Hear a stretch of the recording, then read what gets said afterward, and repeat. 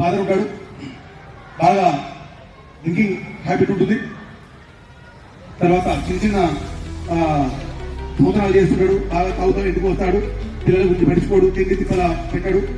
అతను మందు తాగాడా వచ్చాడా, అది అయిపోతే మందు డబ్బులు లేకపోతే ఆటలు దోతనాలు చేశాడా వచ్చాడా. అప్పుడు పోలీసులు వస్తున్నారు, తాగుతుంటారు, తీసుకొస్తే పోలీసులు జైలు వదులుకుంటారు, మళ్ళీ వస్తున్నాడు.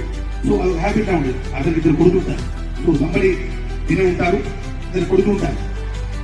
ఇద్దరు కూడా ఫస్ట్ చిన్న చిన్న హ్యాబిట్స్ కి వాళ్ళు కూడా అలవాటు పడతారు.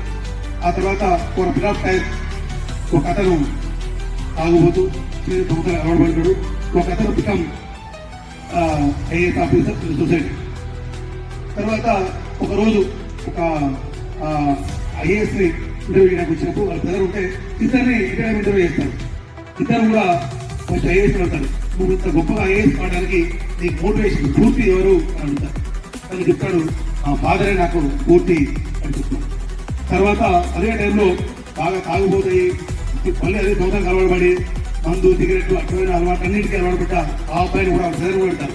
నీకెవరైనా స్ఫూర్తి, ఎందుకు ఇలా తయారయ్యారంటే దానికి కారణం మా నాన్న అని చెప్తాను. ఆ రిపోర్ట్కి అర్థం కాదు, ఇంక ఐఏఎస్ అయ్యాడు, వాడు తాగుబోతు అయిపోయాడు, ఎందుకు ఎలా అని అడిగితే అప్పుడు ఈ మందు తాగే అలవాటు వ్యక్తి ఏముంది, ఎవరితో పట్టుకోవాలి పని లేదు, ఏ బాధ్యత లేదు, రెస్పాన్స్ లేదు, మంచిగా తాగినా ప్రశాంతంగా పడుకున్నా, పొద్దున్న వేసినా, మళ్ళీ డబ్బు లేకపోతే అన్ని చూసినా, ఒక మంచిగా వస్తువు ఎత్తుకొస్తున్నా, కష్టపడాల్సిన అవసరం లేదు, మళ్ళీ తాగుతాం, పొద్దున్న వెళ్ళిపోతాం, దెబ్బలు తింటాం, పడుకుంటాం, మళ్ళీ వస్తాం, నాకు ఎవరితో బాధ్యత లేదు, జంతువులాగా వాడలేదని ఇక తను ఒక జంతువులాగా వస్తూ రేపు తెలియజేస్తాడు.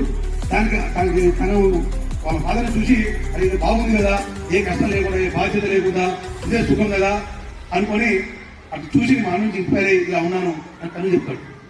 కానీ ఐఏఎస్ వచ్చినప్పుడు హౌ యూ బికమ్ ఐఏఎస్ అంటే ఐఏఎస్ కావడానికి మీ నాన్న స్ఫూర్తి అని చెప్పావా, ఎలా అని చెప్తాడు. ఏం చెప్పాలి, మనిషి జంతువులా బతికాడు, పేరుకి డబ్బులు తీసుకొస్తున్నాడు, ఎంతో కొంత తీరా చూస్తే ఇంటికి తిండి పెట్టాను కూడా, తిండి కూడా దిక్కులేక చేశాడు. తాగి తన జీవితంలో తను ఉండేవాడు, మాట్లాడితే దొంగతనం చేసేవాడు, పోలీసులు వచ్చేవాడు, తను ఎవరు జైలు పెట్టేవారు.